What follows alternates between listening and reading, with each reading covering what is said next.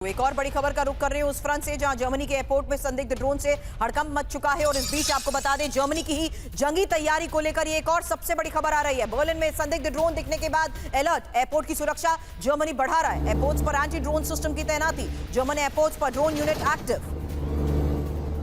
हालांकि जर्मनी में हमले के अलर्ट को लेकर क्या बड़ी खबर अभी तक सामने आई है, क्योंकि एयरपोर्ट की सुरक्षा जर्मनी अब बढ़ा रहा है। जर्मनी के एयरपोर्ट में ही संदिग्ध ड्रोन से मचे हड़कंप को लेकर यह खबर है। एयरपोर्ट्स में संदिग्ध ड्रोन दिखा, बर्लिन के एयरपोर्ट के पास संदिग्ध ड्रोन दिखने की खबर है। जर्मन एयरपोर्ट्स में एंटी ड्रोन सिस्टम की तैनाती और कई एयरपोर्ट्स में एयर डिफेंस सिस्टम भी एक्टिव। हालांकि अक्टूबर से अब तक 190 संदिग्ध ड्रोन दिखने की खबर है और बढ़ते खतरों को ही देखते हुए नई ड्रोन यूनिट तैयार की गई है। अब एक और बड़ी खबर है, क्योंकि बड़े युद्ध की तैयारी में नेटो देश जर्मनी है, जहां जर्मनी की सेना को युद्ध की तैयारी के निर्देश मिल चुके हैं और यूरोप के सबसे बड़ी सेना जर्मनी बना रहा है। सेना के लिए 2,50,000 G95 असॉल्ट राइफल भी जर्मनी खरीदेगा। तो जर्मनी की यह तैयारी, जर्मन सेना की यह बहुत बड़ी तैयारी है। यूरोप की सबसे बड़ी सेना जर्मनी बना रहा है।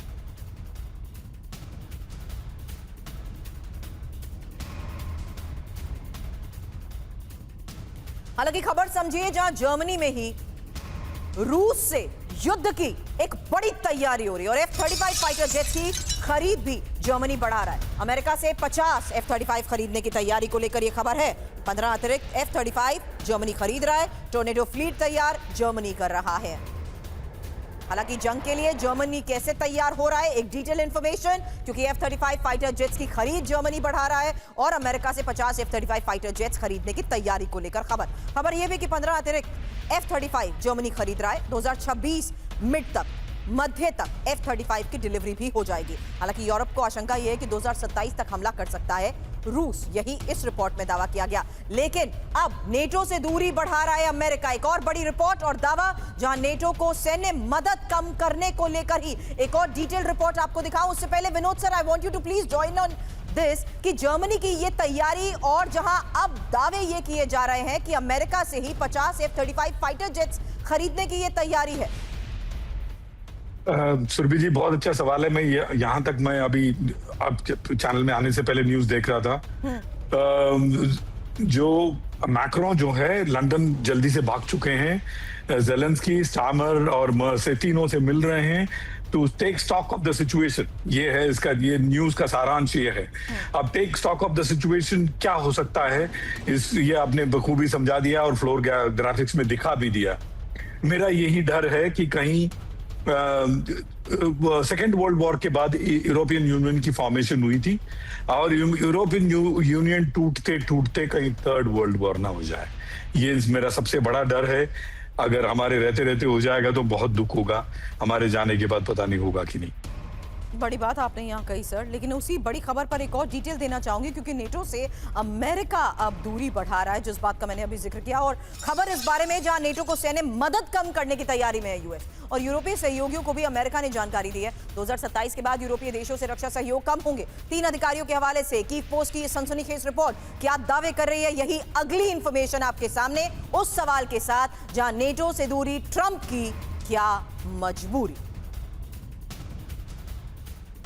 हालांकि अमेरिका ने नेटो से दूरी बढ़ाने की शुरुआत कर दी है, यही आज की बड़ी खबर है। यूरोपीय देशों को सैन्य सहयोग कम करेगा अमेरिका, रिपोर्ट यह दावा कर रही है। 2027 के बाद यूरोपीय देशों को सुरक्षा नहीं देगा यूएस और यूरोपीय देशों की जगह इंडो पैसिफिक रीजन अमेरिका की अब प्राथमिकता है। हालांकि इस खबर पर Deepak Vora sir, I want you to please respond, क्योंकि अमेरिका अब चीन पर सैन्य दबाव बढ़ाने को लेकर भी जिस तरीके से जोर दे रहा है, यूरोपीय देशों को नेटो की जिम्मेदारी संभालने के निर्देश दिए गए हैं, यही रिपोर्ट में दावा किया गया है। आपके पास आऊं उससे पहले इंफॉर्मेशन वॉल पर एक डिटेल, क्योंकि अमेरिका भरोसे नेटो, और यह बात इसलिए कह रही हूं क्योंकि नेटो के कुल रक्षा खर्च का 64% अमेरिकी योगदान। ये इंपॉर्टेंट इंफॉर्मेशन उस लिहाज से भी समझिए, जहां नेटो कुल रक्षा खर्च 1451 अरब डॉलर का है और अमेरिका का रक्षा खर्च है 935 अरब डॉलर का। हालांकि जर्मनी का रक्षा खर्च भी यहां पर जान लीजिए, जो कि 93.7 अरब डॉलर का बताया जाता है। ब्रिटेन का रक्षा खर्च है 84.2 अरब डॉलर और फ्रांस का रक्षा खर्च है 64.5 अरब डॉलर। हालांकि जिस तरीके से इस वक्त के हालात बने हुए हैं, ऐसे में यह सहयोग बहुत मायने भी रखता है और अब आने वाले वक्त में बढ़ते खतरे को देखते हुए ये बड़े फैसले क्या असर डाल सकते हैं, इस पर एक्सपर्ट से करूं सवाल। उससे पहले जानिए कि अमेरिकी फैसले से ही यूरोपीय देशों में कैसे हड़कंप मच चुका है, क्योंकि खबर है लंदन में फ्रांस, ब्रिटेन और जर्मनी के लीडर्स की इमरजेंसी मीटिंग को लेकर, और इमरजेंसी मीटिंग में ही शामिल यूक्रेन के राष्ट्रपति ज़ेलेंस्की।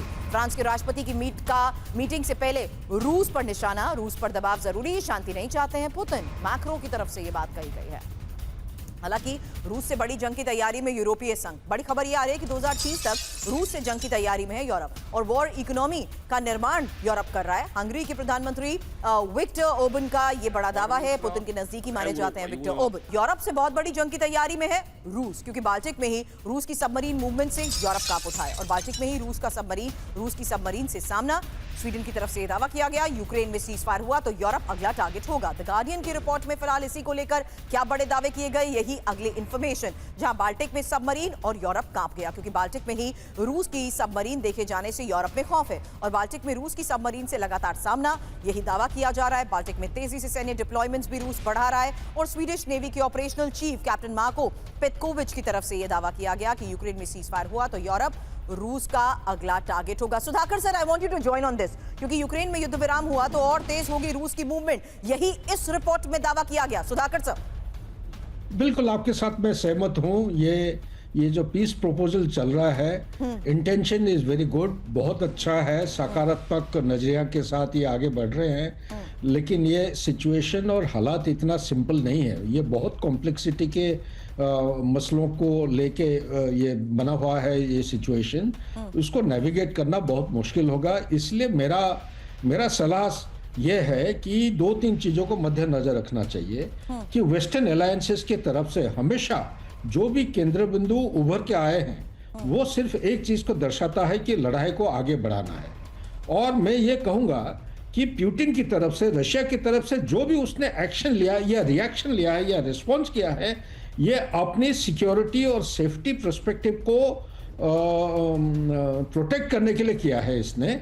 लेकिन ये बात वेस्टर्न अलायंसेस समझने के बावजूद भी समझ नहीं रहे हैं, तो इसका सिर्फ नतीजा एक हो सकता है। मैं मिसाल के तौर पे ब्रिटिश का, यूके के जो प्राइम मिनिस्टर साहब अप्रैल के महीने में 22 अप्रैल को उनका समझौता हो गया था, और इस्तांबुल के टॉक के बाद साइन करके तैयार करके बैठे हैं कि लड़ाई को बंद करना है। ये एक प्राइम मिनिस्टर आके बोलते हैं ना ना ना ना ना बंद नहीं करना है। ये मैक्रोन भी एक ड्रामेटिस्ट है in my opinion. Mince accord 1 and mince accord 2 2014 और 15 को ये काफी हद तक कामयाब हासिल होना था।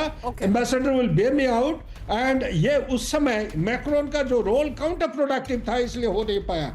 इसी तरह ये जो लड़ाई का अभी जो बातचीत चल रही है, ये यूरोपियन यूनियन के ये 3 लीडर हैं। आप देखिए, ब्रिटेन हैज ऑलरेडी साइंड इसी साल जनवरी के महीने में स्ट्रेटेजिक पार्टनरशिप यूक्रेन के साथ साइन कर रखे हैं 100 साल के लिए। उसमें सिक्योरिटी भी एक पहलू होता है।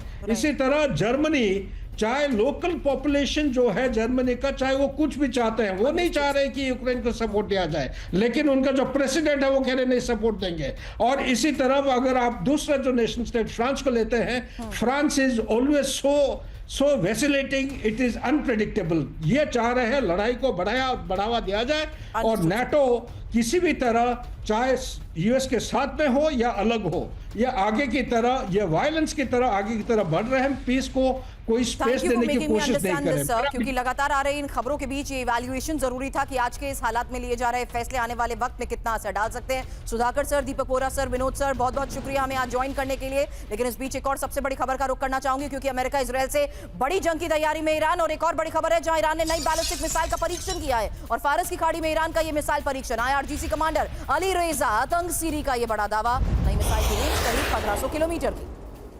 इसी फ्रंट से अगली बड़ी खबर यह है कि ईरान से रूस पर नजदीकी पर भी अब इजरायल भड़क गया है, और ईरान को सैन्य मदद पर रूस को यह चेतावनी, ईरान की मदद हमारी सुरक्षा पर डायरेक्ट खतरा। इजरायल की तरफ से कहा गया Su-35 रडार और एयर डिफेंस ना देने की वार्निंग, ईरान को एडवांस वेपन सप्लाई पर आगाह किया। लेकिन खबर समझिए जहां फुल वॉर मोड में आ चुका है ईरान। IRGC की फुल स्केल जंगी तैयारी को लेकर खबर, ओमान की खाड़ी में कादर क्रूज मिसाइलें दागी गई, 303 बैलिस्टिक मिसाइलों से डमी नेवी टारगेट तबाह। IRGC नेवी ने 2025 अभ्यास में अपनी ताकत का प्रदर्शन